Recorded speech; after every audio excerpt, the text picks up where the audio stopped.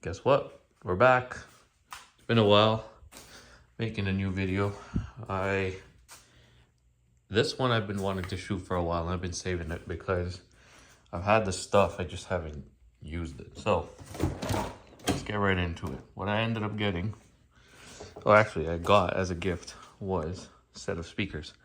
So this car comes with the Harman Kardon system. It's a good system. I really like it. However, that tweeter over there crackles a little bit, and this car is a 99. It is showing its age, as you can see from my steering wheel. It is showing its age, and the speakers, although they sound great for a 99, I think they can be modernized. So what we're doing today is we're going to upgrade our speakers. In order to do that, I'm going to start with the rears because I only have 2 sets right now, or 1 set. So I figured let's do the rears. The fronts are a 3-way, the rears are a 2-way. So what you got to do for the rear is essentially move the seatbelt out of the way and then slide the panel forward. It apparently, there we go, it just kind of budges forward and slips right out. So as you can see, it has like a set of clips that hook there and then down the top in the middle. And there's your rear speaker. So pretty straightforward. You can remove a few Phillips head screws and this whole thing comes out. And then we'll take it to the table and start working on replacing the speakers. The plug needs to be removed as well. So let's start with that. I'm using a makeshift table because my actual table is being used for other purposes. But anyhow, that's your speaker and your tweeter and your main. If you have, I believe, the stock system, so the Nokia system, instead of the Harman Kardon, you don't get rear tweeters, you just get a main. But don't quote me on that in any sense. A good friend of mine got me these. It's been a decent amount of time actually since I've had these, and I've been holding on to them, just trying to find time to film this video. But 5 1/4 exact size replacement, 5 1/4 for the Harman Kardon, and they are components, so they do come with a tweeter as well.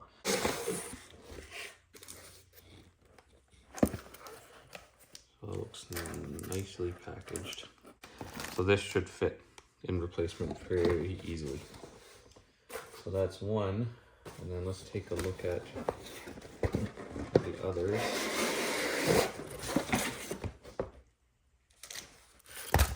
Oh, there's some cabling. So here's the other side. It's exactly the same. I'm not going to open that yet until I remove the other side speaker. Here's some wiring that came with it. We may not need it, so it's really tightly packaged in here. Interesting. Oh, they come with the cups to hold them. That is really nice. Look at that. And then here's the actual tweeters. Those look fantastic and pre-wired, ready to go. Okay, so update. I removed, essentially it's just like a ring. I removed that and it looks like the tweeter is the right size.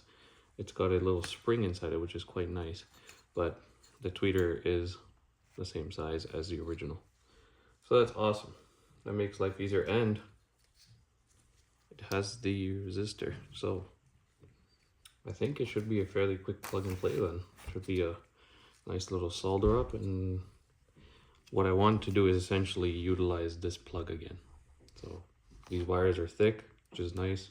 Run them here, and then I can utilize this plug. Then let's unbox this as well. Let's take a look at the speaker. So I'm just gonna take this off because we don't need that. And there, oh, I like that. I like how that's written there. It's quite nice. So yeah, and they're the same size, which is nice to see. So I'm gonna put this away right now, temporarily. And let's start disassembling this. So what I would suggest is, before you start, in case you need to go back, take a picture just so that you can rewire exactly the same. And in case the speaker doesn't work, at least you can get audio back if your original speakers did work. In my case, I'm recording this, so if you guys if you have the same speaker, I mean, you could technically just use the video as reference, but yeah, that's what I would suggest. So let's start disassembling. We can pull these, looks like they're just spade connectors, so just pull those out. This one's really tight, there we go. Set this aside first, and let's get this big speaker out. So there's 4 screws on all corners. Okay, so one tip that I guess I've seen a few others use is don't use electric screwdrivers when working on speakers, just in case if your screwdriver slips and you pierce a hole, it's over.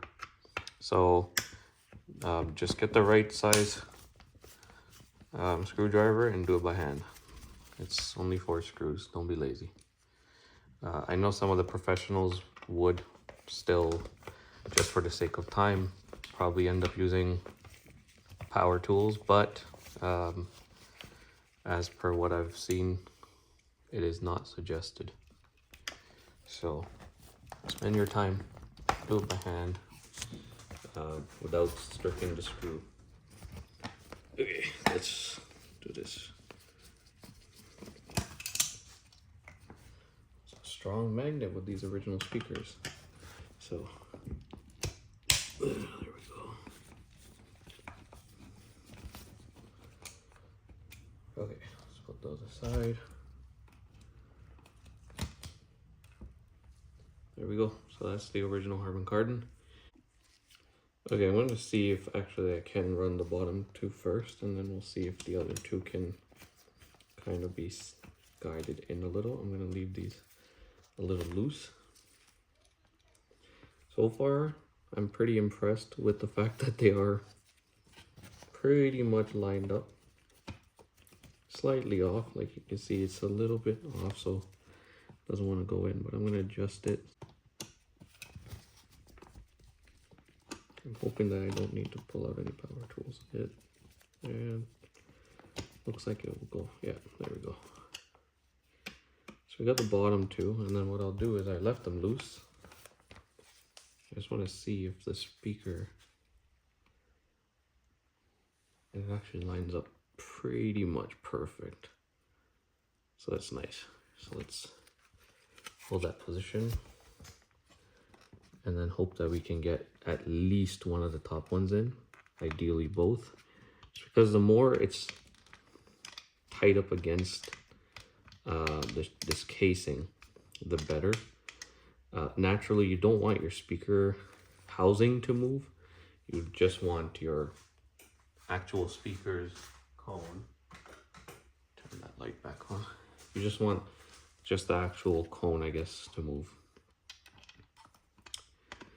So let's hope that this, oh yeah, that's good. Let's hope that, I don't think this one will reach, if I'm honest.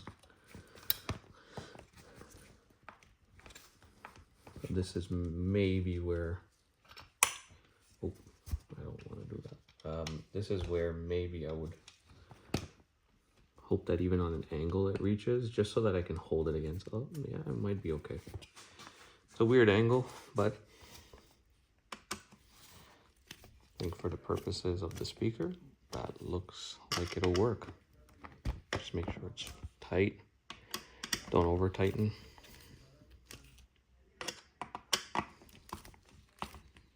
Just because you don't want to damage the plastic. And there we go. And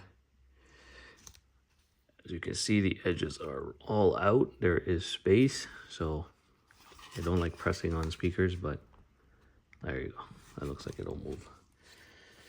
Okay, and the good thing is, from what I'm seeing, the wiring is it's the same size. So as you can see, these just kind of slide back on, just like that. So right now I'm gonna leave them unplugged. I'm gonna start working on the tweeter. Okay, so update. I will have to Dremel out with the glue. It looks like all of the sides have been glued down. I don't know why they have, but yeah, I can't see anything else holding it in. So let's do that, and I have to be yeah, I just have to be very careful essentially. So I've got the smallest Dremel bits. Essentially here's like I think it's a diamond bit. And then I also have a very tiny drill bit. It's a Dremel drill bit. Came in my Dremel set. So I'm hoping that works. I'll be right back. Okay, after a bit of Dremeling very carefully, because it's not super hard, but take your time. Dremel a little bit off of one side, and I would suggest just take your soldering iron and just take the cables off. So essentially they were sitting like that. You just touch it, and as it heats up, the solder softens, and then you just pull the cable back. What I found easy is if you Dremel just the edges a little bit, and then use a small flathead, so this flathead, and you kind of just shimmy it from the back side. So there's gaps, 1, 2, 3, 4 gaps. Just kind of shimmy it back and forth. So take the small flathead, shimmy it that way, shimmy it that way. Just kind of shift it around a little bit so it weakens the glue. And then go on the back side, and you can kind of take your small flathead and wedge it in between the space around this tweeter, and then kind of pry it a little bit. Be careful because it's plastic, so you don't want to break the tabs. And as you pry up, it seems to start to separate, and there we go. So that's my old tweeter. Looks like I may have, yeah, I'm just gonna pop that out too. I may have separated the grill, but I don't nearly need that. So there's the old tweeter. And yeah, now we can, I'm just gonna clean this up, like file it out because of all the Dremel marks, and then we'll be good to go installing the new one. So let me clean this up really quickly, and I'll be right back. Okay, we're back. So I just did a little cleanup here. Used a little sandpaper. I had this conical bit, which helped a lot. I made pretty quick work out of it. And when I say do this first, it's because I put this on first, and I was afraid of damaging this while I was working in there. So maybe just deal with this first, and then come back to this. Because this, overall, I would say is the easier part. So, get that out of the way, and let me show you what I've done. So essentially what I used, which made it quick and easy, is this.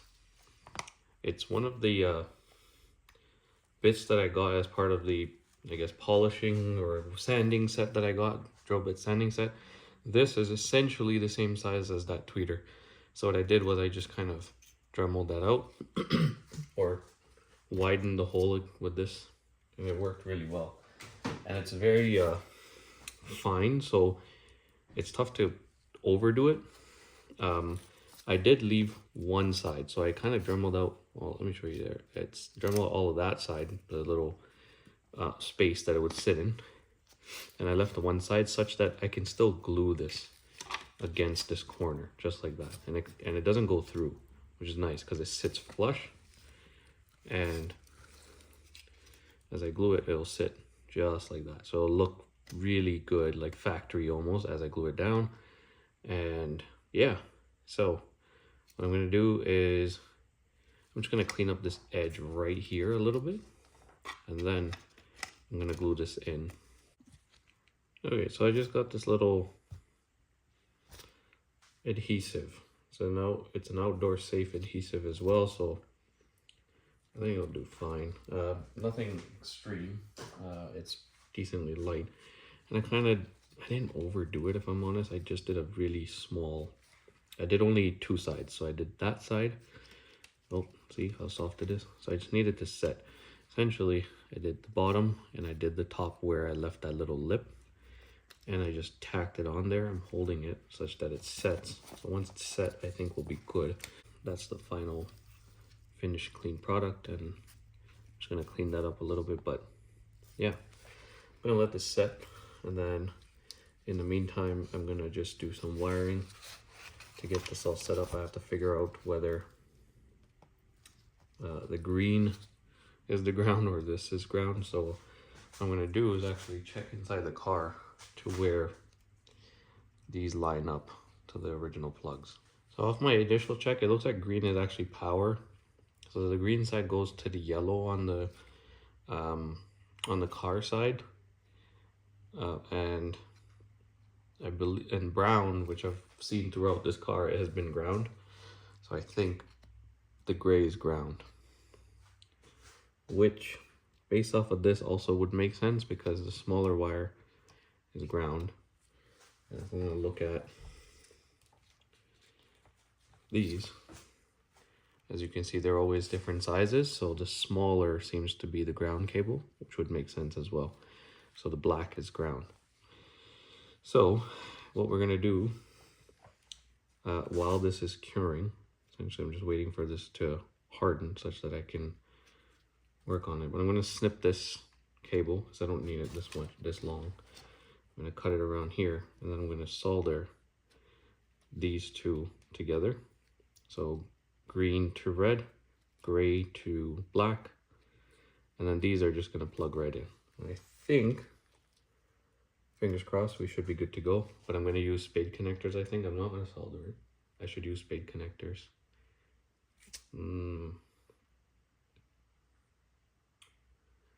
Yeah, I gotta think about that. If I should use spade connectors here, just in case.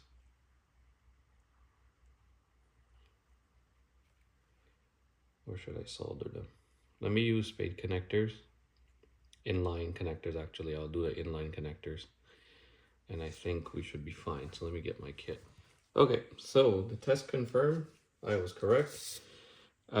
Essentially, the gray wire is your ground and your green wire is your positive.